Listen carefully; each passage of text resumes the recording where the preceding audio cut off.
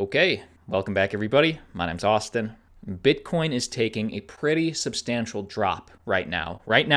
And this just happened. Just yesterday, we were consolidating around the high 9,000s, 9,800 roughly. Today we're pushing 9,000 flat, even. Actually 9,069 at the moment. Wow, actually refresh the page and we are below 9,000 right now. So it's volatile. It is volatile. But the big question is why? Well, this was speculated on, but post-halving, now we have the data that Bitcoin miners are selling into that 10,000, dropping the price. Now, something to note, as a Bitcoin hodler, yes, miners were apparently, as we were pressing up against 10,000 right around here the last few days, miners were selling into that, suppressing the price. But big picture, looking where we are with Bitcoin, we're in a good place, meaning that we are still seeing consistently higher lows. We have not broken that swing low yet that we saw last week, which is bullish. At the same time, though, we have yet to break swing highs. And if you're wondering why, this channel will tell you. One of the reasons. First off, people are removing the most Bitcoin from exchanges since the 2018 bottom, since around 3K. This is a bullish signal that people are getting their Bitcoin off the exchange, finally. But also, while exchange reserves have hit an 18th-month bottom, miners keep selling despite lower revenues after the halving. And we have the stats to back this up. Bitcoin is failing to retake 10K due to a fresh wave of miner selling. Fresh data suggests 10 days after the halving. So what is this data? Compiled by monitoring resource CryptoQuant, the figures show that over the past 5 days, combined outflow from BTC mining pools spiked 600%.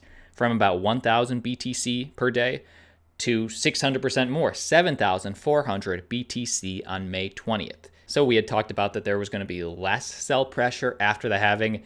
Turns out sell pressure increased in this short-term post-halving by over 600%, meaning Bitcoin miners are selling into that 10,000. How this affects you is we just got to hodl. We just got to hodl and see where this market takes us.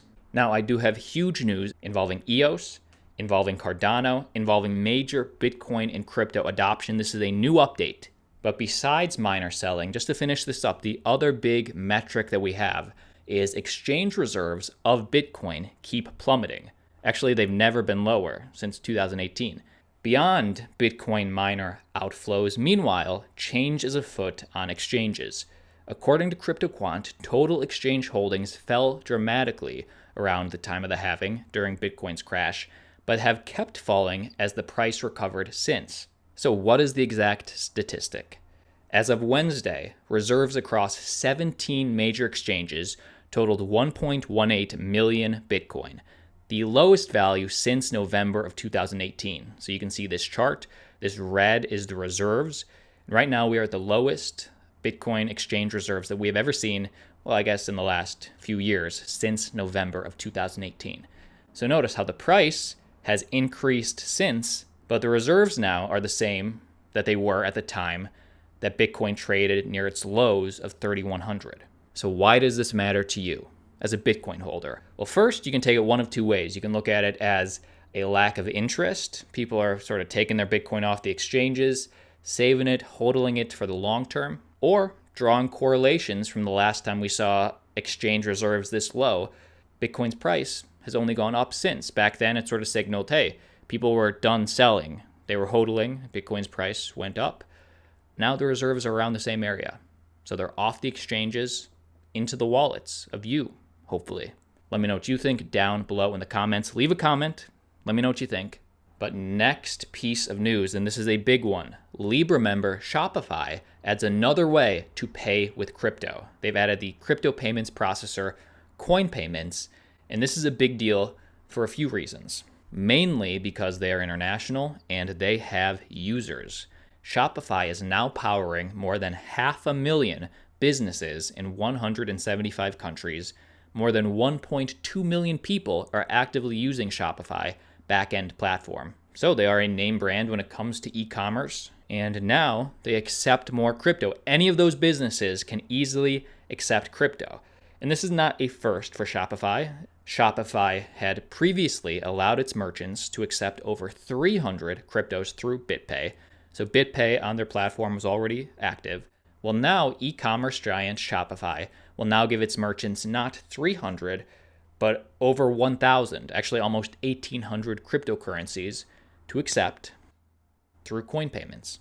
Now, for the life of me, just keeping it real with you, I don't know why any merchant would go past the top 100 cryptocurrencies. I don't know really why you'd go past the top 10 to 50, let alone accepting 300 through BitPay or 1,800 through this new one.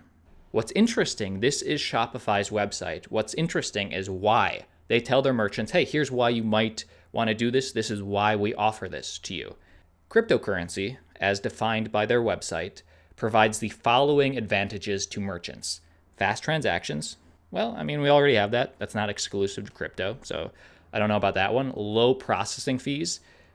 Okay, yes, they could be lower. That is true. No chargebacks. I think that's the biggest reason that a merchant would want to accept cryptocurrency. No chargebacks, as opposed to PayPal or others. Also, another good one, local and international transactions. This one's huge. If you accept cryptocurrency, you can accept it globally. And the last big reason, which is sort of unfortunate, but a big reason to accept these cryptos with Shopify is because payment conversion to any fiat currencies, such as USD or the Canadian dollar, is easy. So these merchants will not be actually holding the crypto, but it is showing that Shopify is interested in picking up this market. Actually, they already accepted BitPay and Coinbase Commerce and GoCoin. Now Coin Payments Beta is the big new announcement for merchants everywhere. All right, before EOS, a green flag out of Cardano. Check this out.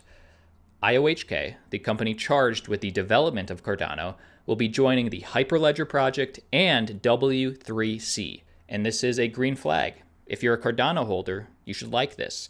And the reason why the company will be joining those two organizations is because Hoskinson believes that IOHK will benefit from their shared knowledge. He also feels that the partnership will give it an edge in the bidding process. And I believe when he says bidding process, this will help with sort of the enterprise adoption side of Cardano. Check this out, a direct quote. We would like to start consolidating some of our enterprise ledger ideas and bring it there. A, because there's just a lot of knowledge in that circle, and B, it helps us with the bidding process. When we're deploying a permissioned system, government procedurement and corporate procedurements, a little bit more familiar with Hyperledger. Thus, IOHK is hoping this will help in sort of the adoption of enterprise Cardano use. Now, Hyperledger, if you don't know, it's an umbrella for various enterprise-focused blockchain protocols founded by the Linux Foundation, while the World Wide Web Consortium, or W3C, is an international community that works on the development of web standards. So these companies have huge clout, and now Cardano is IOHK is joining them. Interesting. EOS, Block 1, the company behind EOS, will now vote for EOS candidates. That's not new, but they want their locations first. So as you know, the 21 block producers of EOS, they get voted on. And EOS, or Block 1, has a lot of coins, which means they have a lot of voting power. In a note last Friday, the Cayman Islands-based company, Block 1, which controls near 100 million EOS tokens, just under 10% of the current total supply, outlined the criteria of which it would use to decide on which block producer candidates to support and vote for. So what qualities does Block 1 look for in one of their 21 block producers? Well, for them, there's just 3 requirements. Number 2 and number 3 are that block producer candidates' nodes have to be running version 2 or higher EOS software and has to be independently operating as a publicity queryable node. Those, I assume, aren't a big deal. But Block 1's first requirement, that's perhaps the most interesting.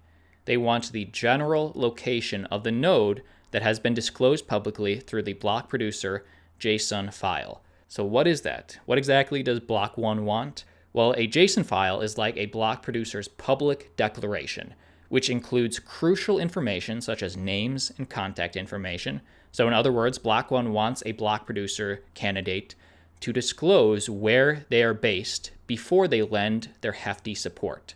So Block 1 essentially wants the candidates to dox themselves where they are geographically. As to why Block 1 wanted their BP's locations in the first place, they were quoted as saying, "As with any public decentralized blockchain, understanding the general geographic distribution of block-producing nodes is helpful information for self-evident reasons." Okay. I mean, doesn't really seem like a big deal to me to say, hey, we're located in the US or we're a European node. But some people have a problem with Block 1 wanting the candidates to dox themselves. You tell me what you think. That's the video. My name's Austin. See you tomorrow.